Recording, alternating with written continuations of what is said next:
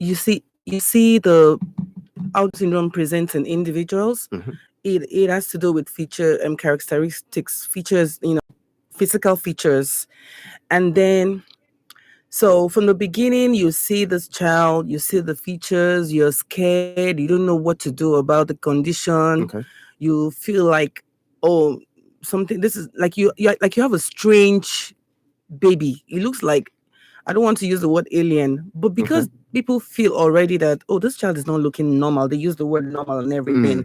Mm. Over time, people have been people with Down syndrome, babies born with Down syndrome were institutionalized, Okay. and then they were put away, separated from the society, and were not allowed to mingle. Mm. So I think it's so important that we celebrate this day, because it's just creating more awareness for people to understand that Yes. this person just has Down syndrome. It's just a part of that person.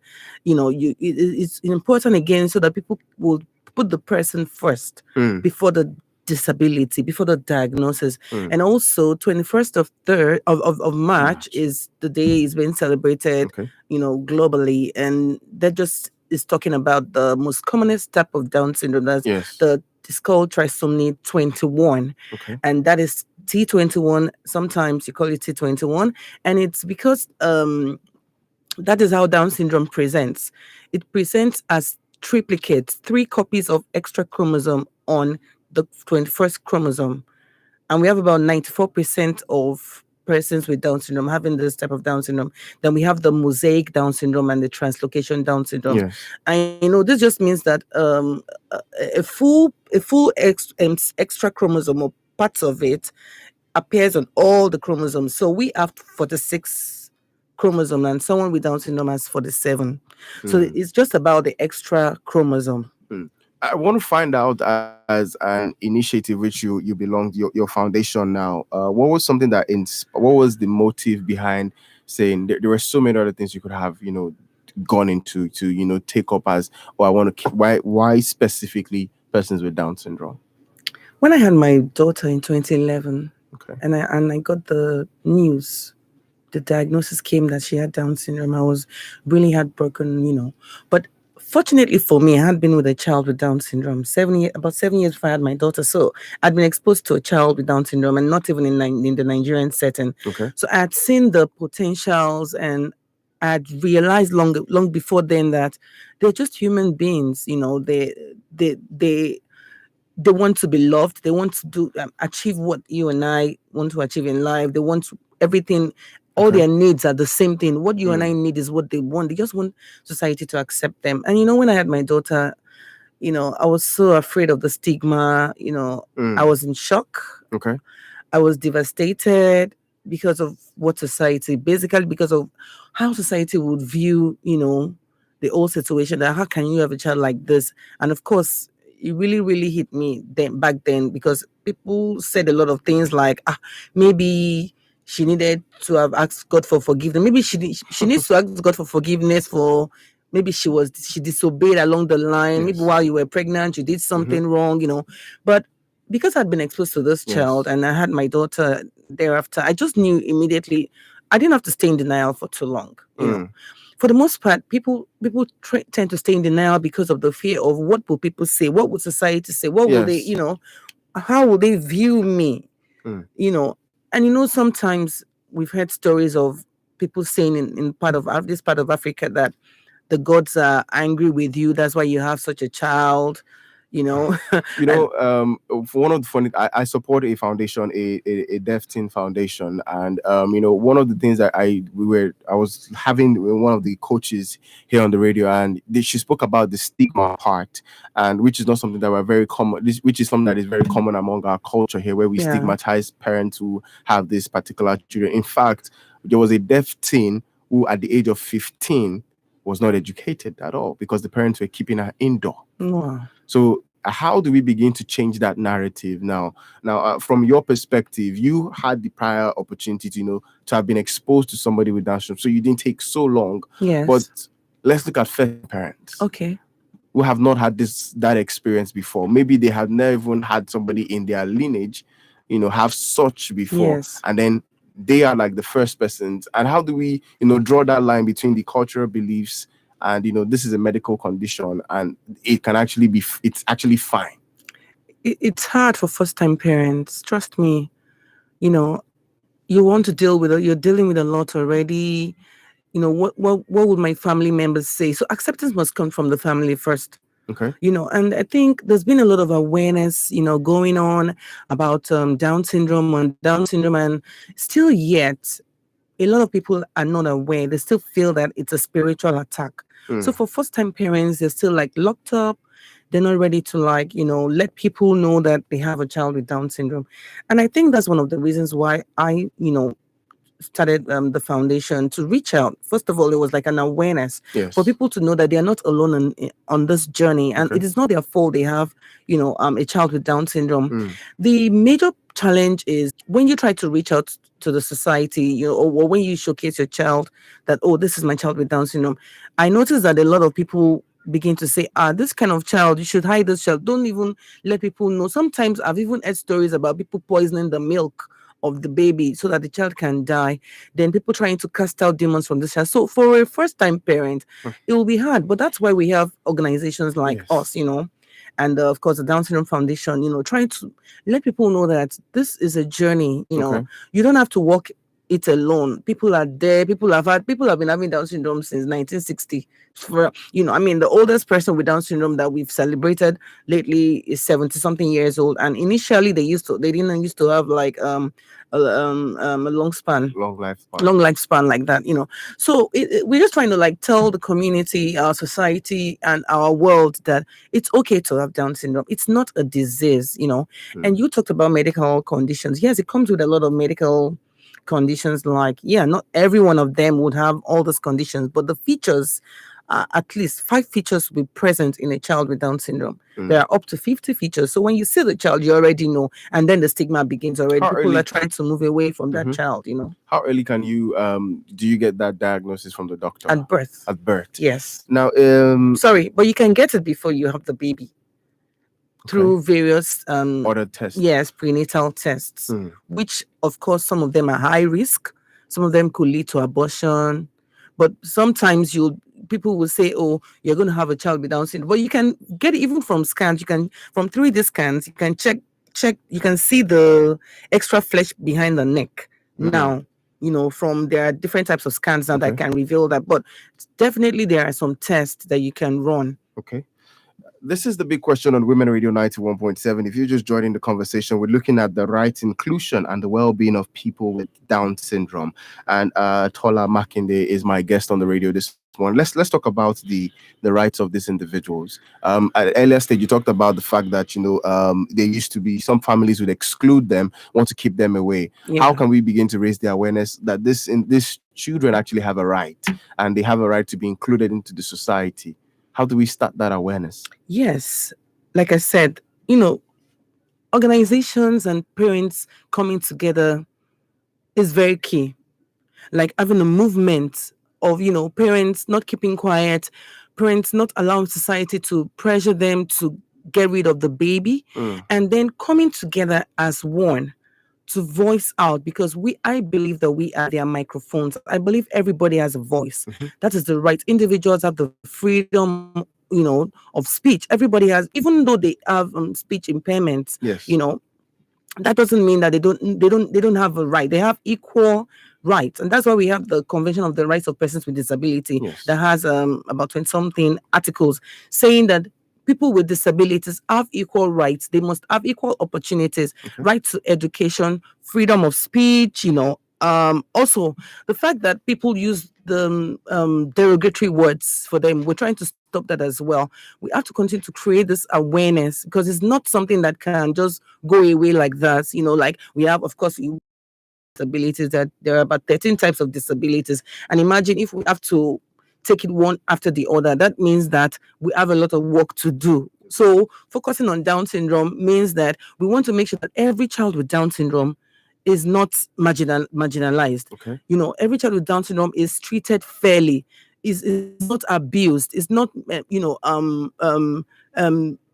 looked down on, and has equal rights with every other person. Like like every other child, Yes. right? Freedom of speech, freedom to work, freedom included in the society to hold jobs. We don't have now in Nigeria, and it's so sad. A lot of people, first of all, judge the person with Down syndrome. They judge them based on their diagnosis, not about no. They don't look at their ability. Meanwhile, they say they are not trainable, and I don't like to hear that kind of word Mm. because you've not moved close to that person with Down syndrome. You need to know that person, like one on one, know the person's strength. All of us, even those without physical disabilities or there are some invisible disabilities, Yes. we all have our shortcomings. Nobody is perfect, but when we continue to talk about these rights, we want to make sure that there's so the rights are so many, but they must know. Even women that have Down syndrome are abused from time, even girls, Mm. and is it not the same right that says that even if you don't have a disability, no to rape? Is it not the same right Yes. that must cover women or girls with disabilities? Mm. And we have a lot of times our children, people with Down syndrome being abused, because if people feel that they cannot talk, they don't have their voices. So we must rise up as parents, as caretakers, as caregivers, stakeholders. The whole ecosystem must know that we are trying to give this people with Down syndrome a voice. We are, Yes. yeah, because imagine, and we're raising self advocates as well. Because imagine a teenage with Down syndrome will begin to know that there's something about me, there's something wrong with me. To begin to know that, maybe I'm not okay. But at the Mm. same time, there are people that love to succeed. They want success just like you. And like they see things, they see everybody enjoying. They And want they to want to enjoy also as well. enjoy They want to themselves. get married. They have the Mm. right to. They want to have children. They have the rights to. They want to work. So what happens? What I see that we don't do here is, and then we need more people to support us. Is that we don't give them the opportunity. I wanted to quickly talk about, the self-esteem of the child who has Down syndrome, especially the teenager, because like you said, it gets to a point that the awareness dawns on them that this is Absolutely. what is wrong with them. How do you strengthen their self-esteem in a society where there's still a lot of physical judgment? Some people might not necessarily say anything, but there's how they judge people from just looking at them. Oh, man has a child with this child is this. Oh, I don't want to see my child play with this child. How do you then strengthen that child's self-esteem?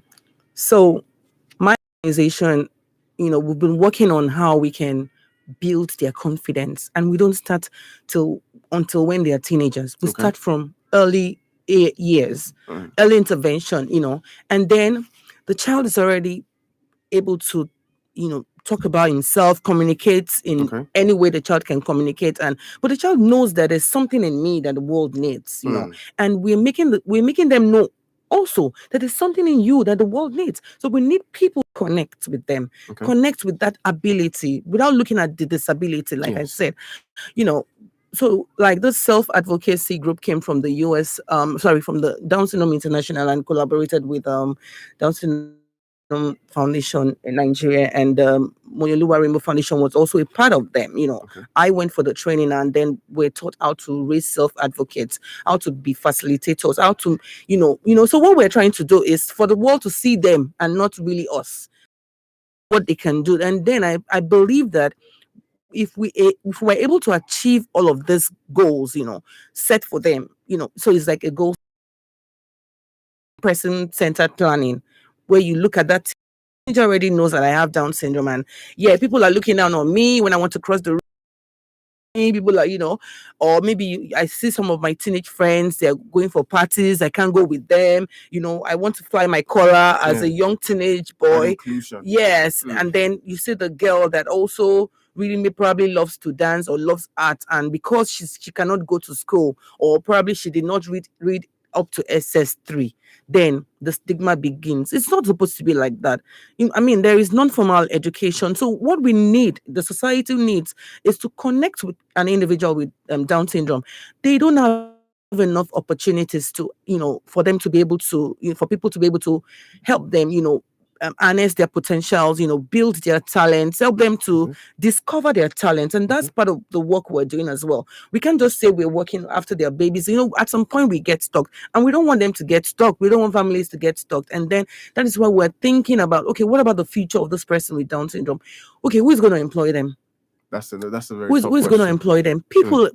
There's so many things they can do. Honestly, I have seen them do amazing stuff that even I cannot do. And so you want to teach them, for instance, let me give you an example. You want to teach them how to lay the bed. Okay.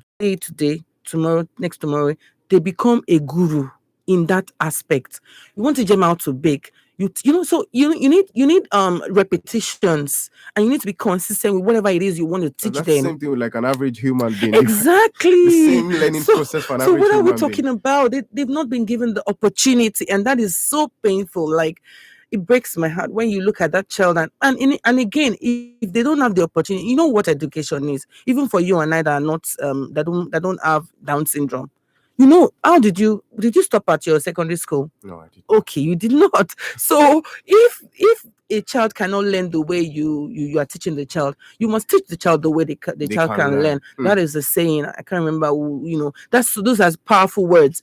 And then if you don't give that child the opportunity, what happens? Education cannot happen. All right. Thank you very much. 24 minutes to 10. This is still the big question on Women Radio 91.7. And we're going to be joined in shortly by Anu, administrator for Down Syndrome Foundation Nigeria. But in the studio here, Tola Makinde, founder and executive director for Morimbo Down Syndrome Foundation in Lagos, Nigeria. This is WFM 91.7.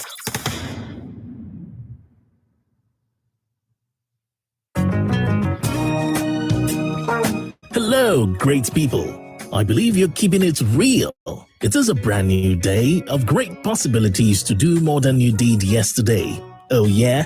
You sure need something extra to make you do things differently. That's why your preferred internet service provider will always offer you more data to exceed your own expectations. Of course, I'm talking about SpectraNet, the pioneer of 4G LTE in Nigeria. If you haven't been using SpectraNet, don't wait anymore, and I'll tell you why. Okay, here it is. SpectraNet keeps bringing amazing internet experience the way you love it. Yes, SpectraNet has launched the all-new Do More Spectacular data plans, such as Unified Value Plans and Mega Value Plans, which are fully packed with irresistible data plus Do More benefits. Unified Value Plans offer Do More benefits of free unlimited morning time data from 4 a.m. to 8 a.m. Wow, that simply totals up to 120 hours of free unlimited data between 4 a.m. and 8 a.m. in a month.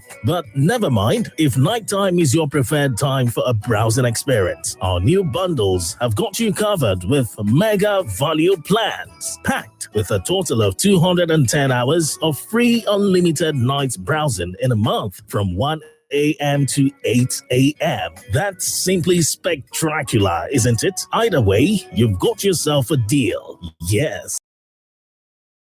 That both Unified Value and Mega validity, and they come at various unbeatable prices starting from as low as 3,070 naira. You heard me right? Both plans start from as low as 3,070 naira. Yes, SpectraNet is your innovative service provider that will always give you more to do more. Don't wait any further. Visit the nearest outlet or www.spectranet.com.ng. More. Uncle Dentist, what are cavities? And how does Colgate protect my teeth from cavities? Does it use Kung Fu? No, dear. Most tooth pains are caused by tooth holes called cavities. When you brush daily with Colgate Maximum Cavity Protection, its expert formula locks natural calcium in our teeth and helps protect them from. It's time to upgrade to the world's most chosen toothpaste, Colgate, because Colgate locks calcium in. Keeps cavities out! Colgate is recommended by the Nigerian Dental Association. God doesn't find that. When they talk about find out that remedy, they learn from where we did. Because to find it easy for me.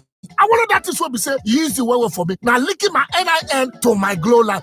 Don't tell me, bro. I feel just very to pick up my phone. Go use the USSD code by dialing star 1 IN hash. Quickly, I go just text my 09. I think also visit glowworld.com/NIN on top my super fast internet. If I come the area where we say Glow World near me, let's just walk enter. And if you don't forget your NIN, dial *346#, you don't get them back. Some people there, they call the ask question. We they call register for NIN. Just walk enter any nearest Glow World. No let them discover offers where they inside Glow. Linking your N and it's 100% free with zero wahala. Glow, grandmasters of data. When a woman's happy, Everybody's happy. Welcome to the Happy Circle. WFM. 91.7.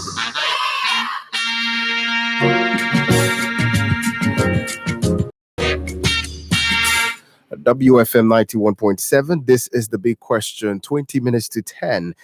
My name is Daniel Adaja. We have over the telephone this morning, joining us in the conversation on the World Down Syndrome Day, with regards to the right, inclusion, and well-being of people with Down syndrome. Anu Down Syndrome Foundation Nigeria. I still have in the studio Tola Makinde, the founder and executive director for Moremo Down Syndrome Foundation, Lagos. And quickly talk about how the government.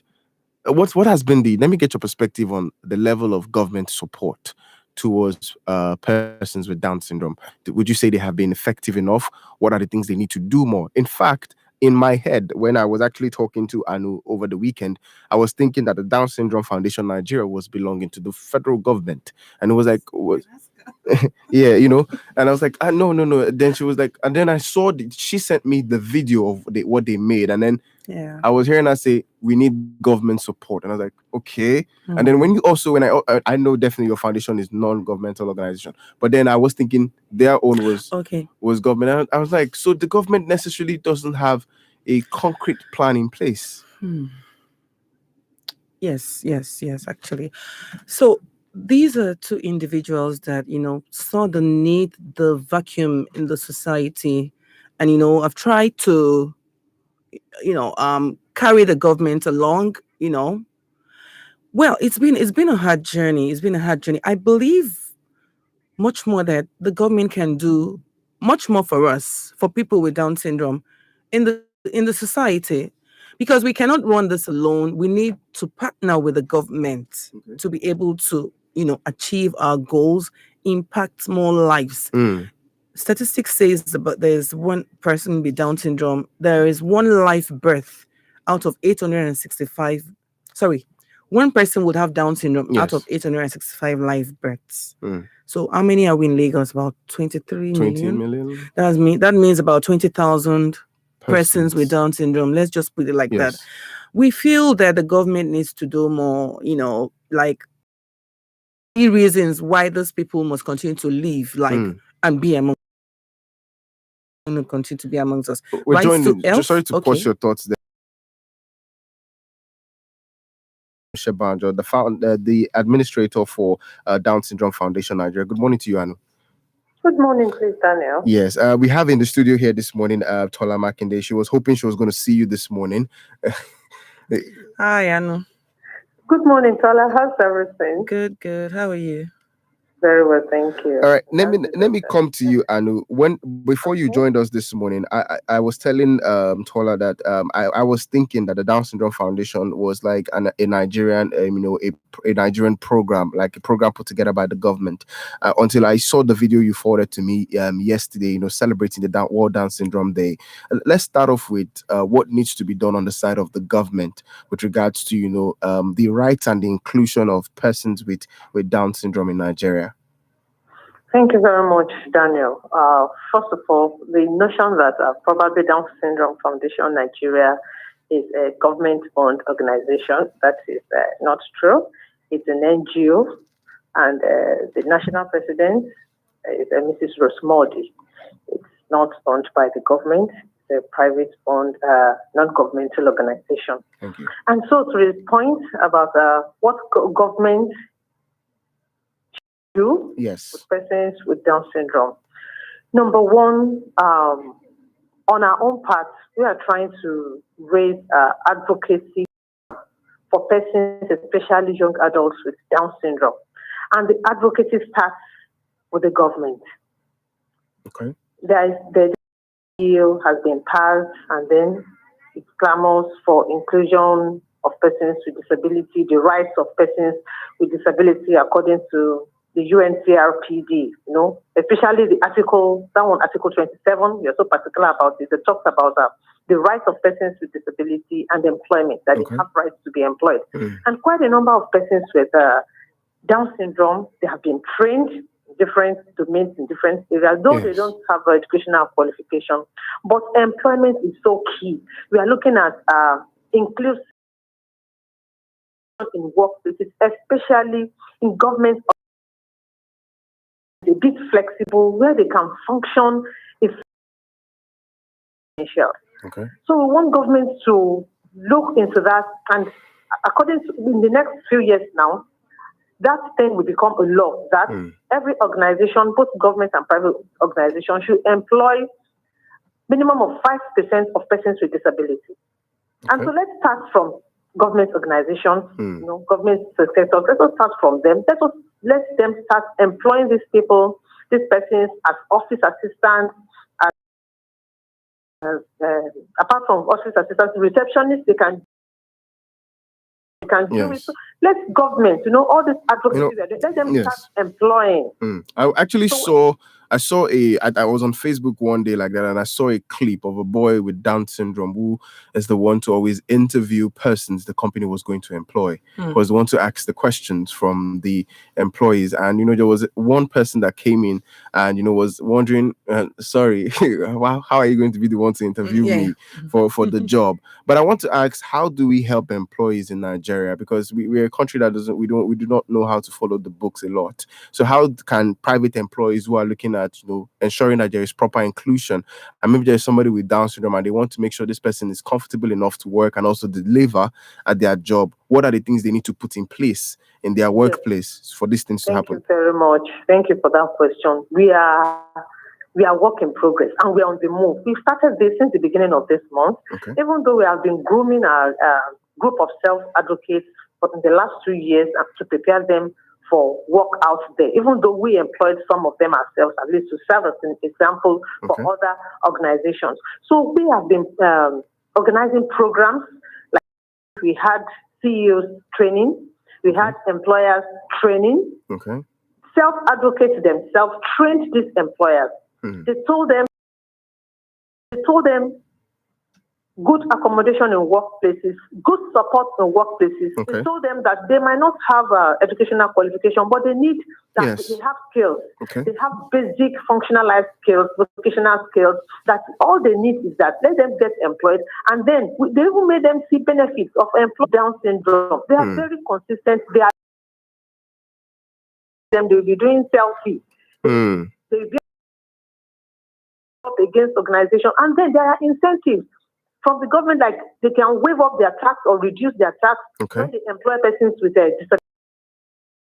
These are the things that have been putting together to let employers to know that when they employ this kind of people, persons with Down syndrome, they have a lot of benefits, and then it will bring their organization to limelight. People will know that they will get, there will be a lot of people will want to see what is happening there. Oh, they say this organization has somebody with Down syndrome working. Let's them, they're dragging traffic to such organizations. So ensure employers are well groomed, they are well trained. They know the benefits of employing persons with Down syndrome. Thank you. Let me get to would you just something you'd like to add to what needs to be done in workplaces? Yeah. So when you're training a person with Down syndrome to be ready for the future or to hold jobs, like what Anu has rightly said, the person will eventually be able to tell you what the accommodations that need to be in place. That maybe you need to, if the person is going to work with a computer, you need to make the prints large. If the person is going to be printing stuff or making copies, or so there's what you need, like they're called the job coaches, which would look at that environment, the Okay. work, the job description of that person Okay. in that environment, study, go about that environment and check for what is put in place, what is not okay, so that when this person comes into the, this job, begins to work here, the person will be comfortable. Okay, is the coffee place, look for where the coffee place is, the kitchen, what does the person need to do, like the job description proper. Then the job coach will go through all of this in the organization as if he is the person with Down syndrome, to prepare the place, prepare the ground for that person. Yes. It's easy. It's just for us to look at inclusion as what we want to, like what we're pushing for, and Okay. then we accept this kind of person. So when the job coach is done with that, then the person with Down syndrome that has been trained, would have been, will know, the job coach will know the areas to train that To train the person. Yeah. person. So the person with Down syndrome comes into that employment and begins to understand, study. Then it's not like you will be doing back to back with them every time. At some point, you will see the person already fitting into that environment, because there are people that learn after much repetition, they even do the job better. We've seen it happen, and then but of course you continue to guide the person, and then it becomes a work. It becomes as easy as. Let's talk about education, because education is the right for persons with Down syndrome, and I think that's one of the major challenge in Nigeria, with regards to the education of these persons. What do we need to do? Let's make it a plan of like the next 10. This is 2021.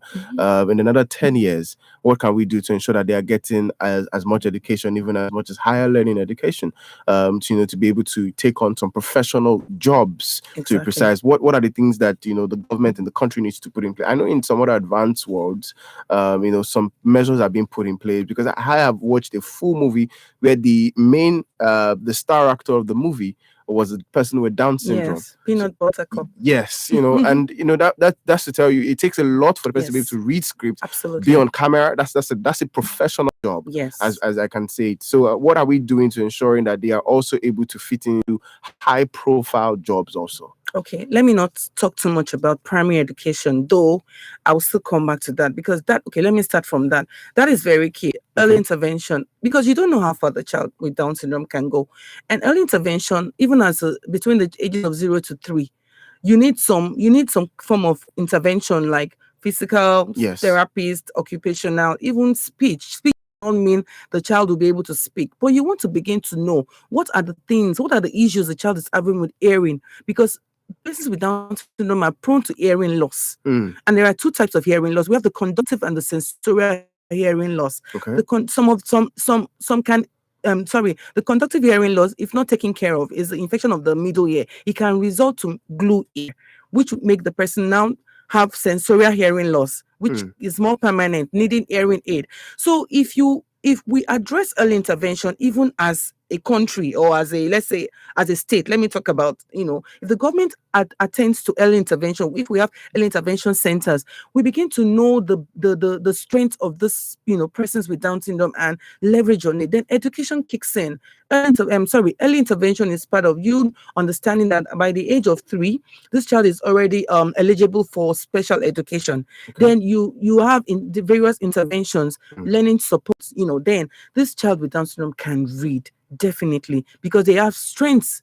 They are very good readers. That's one of their strengths. I mean, so you continue. It's not something the government will do now and stop, or even you as the mother or the teacher will do now and stop. You continue to scaffold, continue to find ways to support that child. Then some of them they get stuck when they get to primary 6, because we don't know what else to do. And sometimes parents complain that, oh, my child has been asked to repeat. But there are different ways you can teach this child. Like that actor you're talking, he went to college. Yes. And college does not mean university the way we see it. You have to pass JAM here. Nope. I still have so many other youths with Down syndrome in other parts, like in America, that are met, that I know their parents, they did not rest on their hours. And again, the government has provided these opportunities for them to go to college. College to learn what? Cinematography, videography, photography, all of those skills. Then they continue to harness it. That's why you can find out there's an actor. Then why won't they be a baker? There's one video also going around now. There's a baker, there is a receptionist, there is even a nurse. These things we're looking at it as if it's so. It's not. It is just our mindset, and that's the mindset we're trying to change. Thank you so much. And let me come to you and find out I want to get your thoughts on what is the future for persons with Down syndrome in Nigeria. Yes, they have a very bright future. I can tell you that, provided the government puts what should be in place, they put it in place. Not only the government, even the parents and the service providers, therapists, people working with them. If we all come together, for example, if, as Tola rightly said, that early start at the early years of the child, everything that's supposed to be put in place, like there is an IEP, individualized educational plan, draw up for the child. When we say individualized educational plan, we are not just leveraging on that education alone, but it is all encompassing. It has to do with the child's functional life skills. It has to do with self-help skills. It has to do with speech, as she said. It has to do with social skills building. It has to do with quite a number of things. When all these things are put in place at the right time, systematically, and we set goals for these children. Yes. And by the time they get to a certain age, we expose them to what they should be exposed. She talked about those that are into cinematography and all that. Yes. From Down Syndrome Foundation Nigeria here, one of our students, I think two, not even one, two of them, like one of them featured in Super Story series, Godwin. He is a student for certain weeks. It was Godwin. That's the title. You can go on YouTube, it's there. Then another one, 2x1.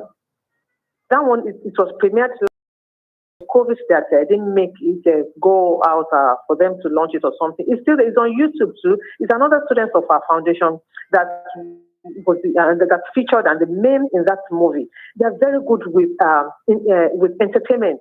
They are very, very fantastic because sometimes seeing them doing white collar job with the present state of this country, we cannot really beat our chest and say that this child will become a banker, will become a lawyer or something. The best we can see so far from what we can project into is what Ola mentioned, that probably office assistants, nursing assistants, receptionists, front desk officers and all that they can do.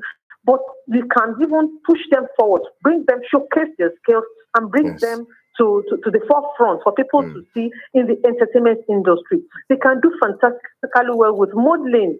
They can model, they can do fashion shows. They are very good with these are professions. These are good professions. They are very good with graphic movements and all that. They are very good with that.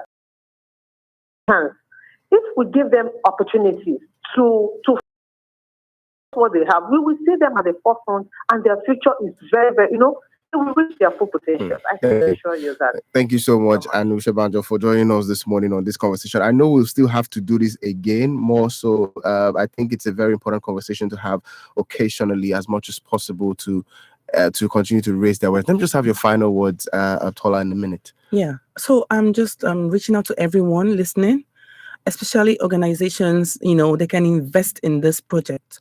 We want you to connect with our children.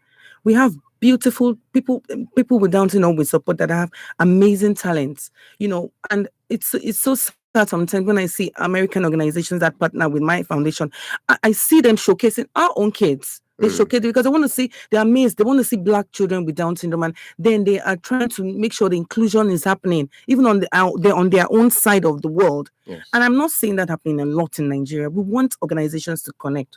Yes, we Thank want individuals to connect. Right. Collaboration, that's the only thing that can take us far on this journey. All right. Thank you so much to Anusha Banjo for joining us, and also to Tola Makinde for being part of this conversation. This is just a quote I saw that I really gladdens my heart when I see it. It says, "When you judge someone based on a diagnosis, you miss out on their abilities, beauty, and uniqueness." Yes. He also says here that Down syndrome, it doesn't mean I am down. It means I help people who are feeling down. My smiles are contagious. My laugh is medicine for the heart. My hugs are heavenly, and my heart itself is pure gold. Wow. Thank you so much That's for so true. that. Thank you both for taking your time to be part of this, and of course, Women Radio 91.7 continually supports. Thank you very much. All right. Thank you. Bye-bye.